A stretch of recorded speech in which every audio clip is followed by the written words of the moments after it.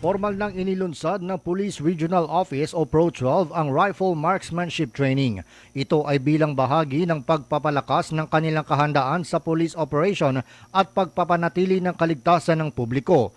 Pinangunahan ni Pro-12 Acting Regional Director Police Brigadier General Alan Manibog ang pagbubukas ng training sa Camp General Paulino T. Santos sa General Santos City. Layunin ng pagsasanay na higit pang hasain ang mga pulis sa tamang paggamit ng armas, palakasin ang kanilang disiplina at ihanda sila sa responsable at epektibong pagtugon sa iba't ibang sitwasyon sa pagpapatupad ng batas.